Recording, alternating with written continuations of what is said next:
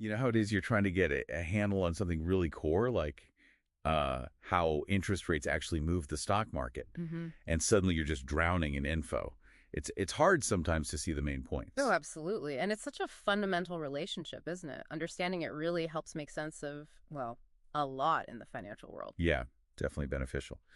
Well, that's exactly what we're tackling today. We're doing a deep dive looking at some insights from Miss Mancy, who laid out this connection pretty clearly. Right. And our mission here, like always, is to pull out the really key stuff from that. We want to help you get a solid grasp on how interest rates, this price of money, as she put it, have such a huge effect. Okay, so let's kick things off. What are interest rates, Yeah. fundamentally? Why do we need to pay attention? Well, basically, an interest rate is just the cost of borrowing money. Simple as that. And the big benchmark rates, they're set by the central banks. Like the Fed in the U.S. or the Reserve Bank of India, right? Those were mentioned. Exactly. And that phrase she used, the price of money, I think that's a really intuitive way to think about it. So it's not just some number floating out there when the central bank changes rates. It actually, like, hits the ground running. Oh, definitely. It sends ripples, through the whole economy. It immediately changes what banks pay to borrow from each other, Uh-huh. and that cost, it gets passed on. It affects the rates banks charge businesses, charge individuals for all kinds of loans. Right. Okay, so if borrowing suddenly gets more expensive, what's the usual story for the stock market? I always hear it's sort of inverse thing. That's the general rule of thumb, yeah. When interest rates go up, it tends to put downward pressure on stock prices overall. Okay, walk me through that. How does that domino effect start, like with the companies themselves? Sure, so for companies, higher rates mean borrowing costs more. So think about things like expanding, maybe opening new stores, building a factory, like Miss Mancy mentioned. Right. Stuff that needs capital. Exactly. If the loans for that cost more, companies might pause or scale back those plans. It makes growth more expensive. And investors generally don't like seeing slower growth, do they?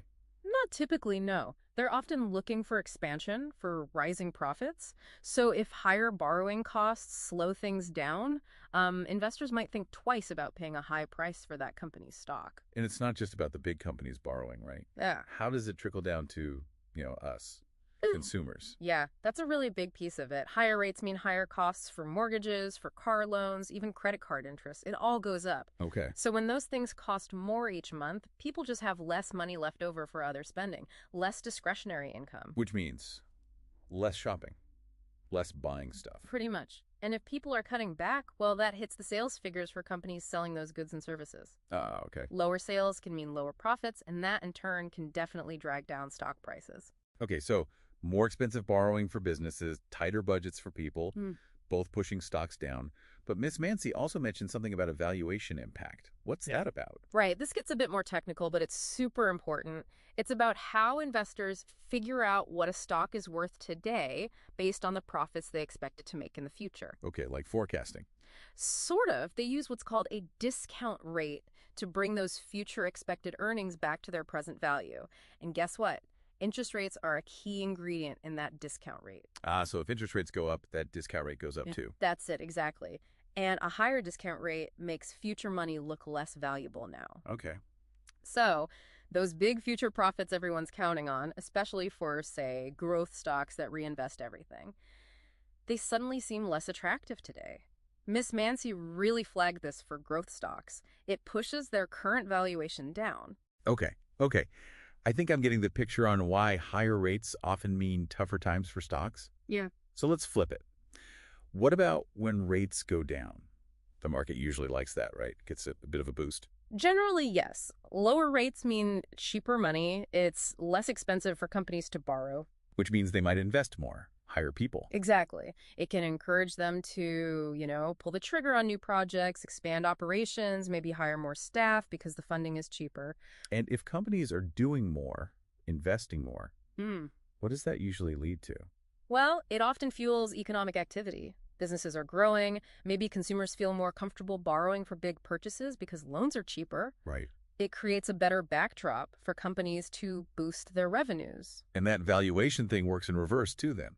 Lower rates make those future profits look better today. Precisely. Lower interest rates mean a lower discount rate, so those future earnings, they look more valuable in today's Yeah. terms. And because of that, investors are often willing to pay more for stocks, which helps push prices up. Got it. Now, Miss Mancy made a really good point that this isn't like a blanket effect, right? Some sectors feel it way more than others. Let's dig into that. She mentioned tech stocks usually get hit pretty hard when rates rise. Why them specifically? Yeah, tech, especially the high growth kind, often relies heavily on borrowing. They're funding rapid expansion, maybe R&D. Okay. Plus, they often reinvest profits back into the business instead of paying big dividends, so higher borrowing costs. That can really put a damper on their growth plans. And their value is often based on huge expected earnings way out in the future, isn't it? That's a key part of it. Their current profits might be small compared to what investors hope they'll earn down the road. So remember that discount rate we talked about? Yeah. When rates rise, that higher discount rate really hammers the present value of those far-off future earnings. It makes the stock look less appealing right now. Makes sense, like Tesla or maybe smaller startups? Exactly, those kinds of companies, yes. Miss Mancy used Tesla and smaller tech firms as examples where you really see that sensitivity. Okay. Next on our list was real estate. I can sort of intuitively see why higher rates would be tough there. Yeah, real estate is very much tied to interest rates. I mean, think about it, buying property, developing land, it almost always involves big loans. Mortgages for buyers, financing for developers. Right. So higher rates mean higher mortgage payments, which can cool down buyer demand. And for developers, their project financing gets more expensive, squeezing their potential profits. What about REITs, those real estate investment trusts? Good question. REITs mostly make money from rent, right? But they can also feel the pinch. Miss Mancy pointed out that when interest rates rise, bonds start offering higher yields. So bonds become more attractive competition for income investors. Exactly. Investors looking for steady income might sell their REITs and buy bonds instead, especially if bond yields look safer or higher. She mentioned examples like DLF in India or, big U.S. REITs. Okay, so tech and real estate definitely feel it. Then there's consumer discretionary. These are the wants, not the needs, right? That's the core idea, yeah. Companies selling things we don't absolutely need. New cars, fancy clothes, holidays, entertainment. Stuff you might cut back on if money gets tight. Precisely. When rates go up, loan payments for things like cars get higher. Miss Mancy used Maruti Suzuki as an example there. People might postpone those big purchases or just spend less on non-essentials. And that hits the company's bottom lines. Directly, fewer sales, potentially lower profits, and that can weigh on their stock prices. Okay, and the last one she mentioned in this gets hurt by rising rates group was utilities. That one surprised me a bit. They seem stable. They are stable in terms of demand, yes, but the issue is debt. Utility companies need massive amounts of capital for infrastructure, power plants, grids, pipes. Right, constant maintenance and upgrades. And they often finance that with a lot of debt. So when interest rates rise, their cost of servicing that debt goes up, which eats into profits. Plus, utilities are often bought for their steady dividends. But when bond yields rise, those dividends might look less attractive compared to safer bonds. So some income investors might rotate out. Power companies like NTPC were an example given. Okay, so those are the sectors that often struggle when rates climb. Let's switch gears. What about the industries that tend to hold up better, or maybe even benefit? Financials, banks, insurance were mentioned first. That kind of makes sense. It does. Banks especially can actually do quite well when rates rise. It's about something called the net interest margin. Okay, what's that? It's basically the difference between the interest they earn on loans they give out. Mortgages, business loans? Right. And the interest they pay out on deposits, like savings accounts. When rates go up, they can often raise loan rates faster or more than they raise rates on savings. So their profit spread widens. Potentially, yes. That gap, the net interest margin, can increase, boosting their profitability. Miss Mancy flagged banks like HDFC, ICICI, and even JP Morgan Chase here. Okay, clear benefit there. What about consumer staples? The everyday stuff. Exactly. These are the companies selling things we buy pretty much no matter what: food, drinks, soap, toothpaste. Stuff you can't really cut back on easily. Right. Demand is stable or inelastic, as economists say. It doesn't swing wildly with the economy or interest rates. So these companies are often seen as defensive havens when rates are rising because their sales hold up. Think Hindustan Unilever or Colgate. Makes sense. Healthcare was another one mentioned as being pretty resilient. Similar logic, really. People need medicines, doctor visits, healthcare services, regardless of whether interest rates are high or low. Demand is constant. Pretty much. It's often non-discretionary spending. So, like staples, healthcare companies tend to be less sensitive to economic cycles or rising rates. Cipla, Dr. Reddy's, those were examples. Okay. And the last one was energy. Their story always seems a bit different. It really is. Energy companies, particularly oil and gas, their fortunes are tied much more closely to global commodity prices. Right, the price of oil, price of gas. Exactly. Things like global supply, demand, geopolitics, those are the big drivers for them, much more than domestic interest rates. Miss Mancy pointed out, if oil prices are high, these guys can do well even if rates are climbing. Reliance Industries, ExxonMobil fit this pattern. Okay, so let me try to summarize that quickly. Yeah. It feels like the rule of thumb is if rates are going up, you probably need to be a bit more watchful of sectors that borrow a lot or rely on future growth, like tech and real estate.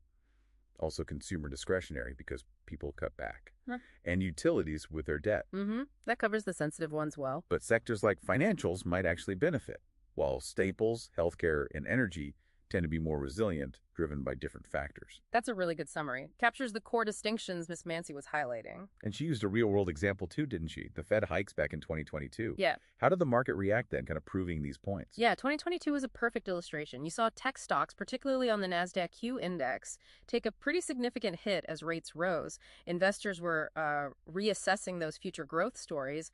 Right. But at the same time, you often saw bank stocks holding up or even rising a bit, likely on expectations of those wider interest margins. Yeah. And sectors like consumer staples and healthcare, they generally performed much more steadily. Their essential nature really shone through during that period of uncertainty and rising rates. So for you listening, if you had to boil this all down, what's the single biggest thing to take away from Miss Mancy's explanation here? I'd say the core idea is just how powerful interest rates are. They're the price of money, yes, but that price affects everything.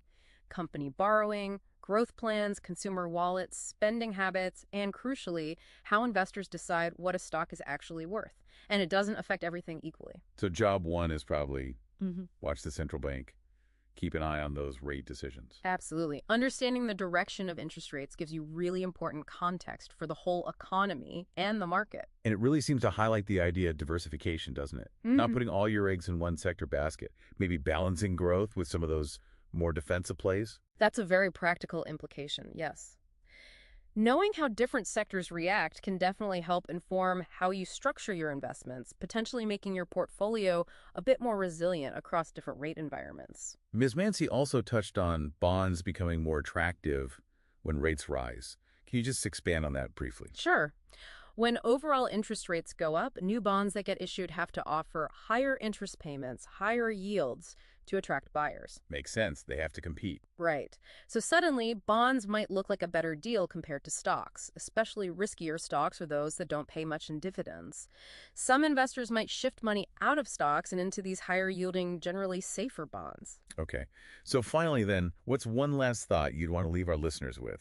Something to chew on after this deep dive. Maybe think about this. How can really understanding this relationship, not just knowing rates up, stocks down, but knowing why and which sectors are affected differently, how can that change the way you look at economic news or even how you approach your own investment decisions over the long run? It's about looking past the daily noise,